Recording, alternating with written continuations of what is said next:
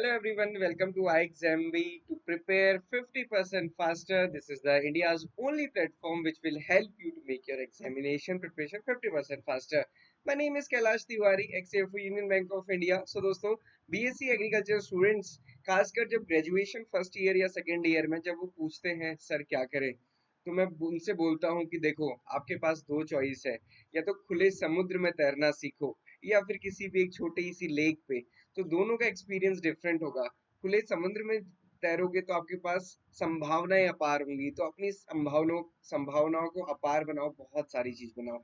कुछ दिन पहले मैंने एक वीडियो बनाई थी कि अगर आपने इस एग्जामिनेशन को टारगेट कर लिया तो आपके बाकी सारे एग्जामिनेशन टारगेट हो जाएंगे। कहने का क्या मतलब है, अपने पास जो ऑप्शंस हैं वो इतने रखिए, ना कि केवल एक ऑप्शन लेके चल रहे हैं। ये मेरा सिंपल कहने का मतलब है।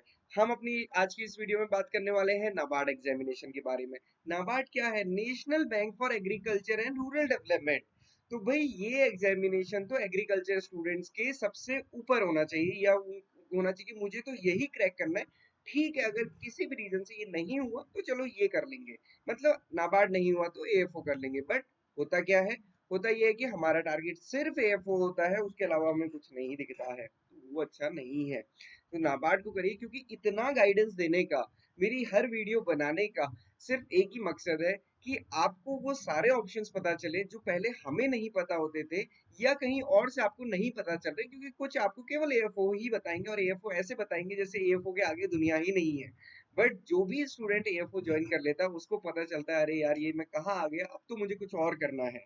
तो कम से कम ये बातें जब मैं आपको पहले बता रहा हूँ तो आप उस चीज को समझिए। ओके, सो मैंने कुछ दिन पहले ये वीडियो बनाई थी कि गवर्नमेंट एग्री जॉब्स के लिए प्रिपेयर ओनली दिस एग्जामिनेशन, बाकी एग्जाम अपने आप क्लियर हो जाएंगे। मैंने इसके लिए आपको एग्जाम्पल ही बताया था। स्नेह पांडे मेरी बैचमेट थी, उनका एग्जामिनेशन क्लियर हुआ, और उसके बाद बहुत सारे examination, SBI PO, IBPS PO, RBI grade B, जो आप तो सोचेंगे बिल्कुल ही इम्पॉसिबल टाइप है। कौन स्टूडेंट ऐसा है जो मुझे ये कहे कि सर आरबीआई ग्रेड भी पॉसिबल है? मुझे कमेंट में लिख के बताइए, क्योंकि मेरे को पता है डेफिनेटली बहुत कम स्टूडेंट्स होते हैं। आरबीआई ग्रेड भी उन्होंने क्लियर किया, इंटरव्यू में नहीं हो पाया, बट कोई बात नहीं, इंटरव्यू तक जाना भी अपने आप में बहुत बड़ी बात है। नाबार्ड ग्रेड ए क्लियर किया उस टाइम पे जब ये examination quants reasoning English based होता था। अभी तो क्योंकि एआरडी से कट ऑफ बनती है, एआरडी एसआई जीए से, तो वैसे ही बेनिफिट है। उस टाइम पे कौन चीजें इंग्लिश से बनती थी, क्योंकि एआरडी एसआई में नहीं भी आए मार्क्स, कौन चीजें इंग्लिश में ज्यादा आ जाते थे बच्चों के। तो ये थोड़ा सा समझने की बात है कि अगर ये एग्जाम क्लियर होता तो ऐसा हो ही नहीं सकता, बाकी ना हो। लास्ट ईयर की साई पद्मिनी की स्टोरी अगर आप देखेंगे, उन्होंने आईआरआई से पोस्ट ग्रेजुएशन किया था, उसके बाद एएफओ क्लियर किया। अब ऐसा नहीं था कि एएफओ तो क्लियर हुआ, बट ये नहीं था कि बस वहीं रुक जाना है। प्रिपरेशन ऐसी थी कि साथ में नाबार्ड भी क्लियर कर लिया।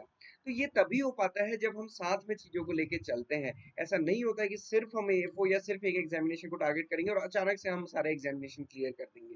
ये तब होता है जब आपकी प्रिपरेशन बहुत ब्रॉड होती है। इन चीजों को थोड़ा सा ध्यान रखिए। खुला है समंदर, खुला है वितान, कहीं पे भी दौड़ लगाइए, कहीं भी जाइए, अपने आप को रिस्ट्रिक्ट मत कीजिए। ये चीज ध्यान रखनी है। अब मैं कहता हूँ कि क्यों हर एक एग्रीकल्चर अलाइड स्टूडेंट को प्रिपेयर करना चाहिए? भाई क्योंकि आप एलिजिबल है, सबसे बड़ी बात। स्पेशल वैकेंसीज आती हैं आपके लिए, लैंड डेवलपमेंट की, एग्रीकल्चर की, veterinary, horticulture, forestry, environment, different different examination pattern similar है। किसके? बैंकिंग एग्जामिनेशन के। तो एएफओ की प्रिपरेशन का कोई बहुत बड़ा इम्पैक्ट नहीं पड़ना है, क्योंकि आपको लगेगा कि भाई मेरा मेन जो सिक्योरिटी है वो चली जाएगी, तो सिक्योरिटी कहीं नहीं जाने वाली है। इंटरेस्ट एंड पैशन, मेरे को लगता है कि देखो, जैसे मैंने स्टार्टिंग में कहा, NABARD is national bank for agriculture and rural development. तो देखो, जब हम देखते हैं कि भाई हम कौन से एग्जाम को प्रिपेयर करेंगे जहां पे एग्रीकल्चर होगा, तो फिर नाबार्ड कैसे दूर हो सकता है? ये ध्यान रखिए।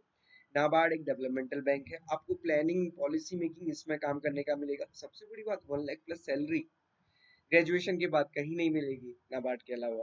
बेटर करियर ग्रोथ है, आपकी एक बहुत रिस्पेक्टेबल पोजीशन होती है। तो ये रीजन है, इसकी वजह से आपको प्रिपेयर करना है। एग्जाम पैटर्न की अगर हम बात करते हैं, ठीक है थोड़ा सा डिफिकल्ट है, क्योंकि कुछ अच्छा पाना है तो कुछ अच्छी मेहनत भी करनी पड़ेगी।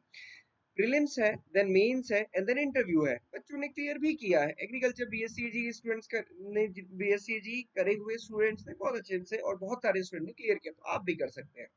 क्वांट्स रीजनिंग इंग्लिश हर एग्जामिनेशन में आने वाला सब्जेक्ट।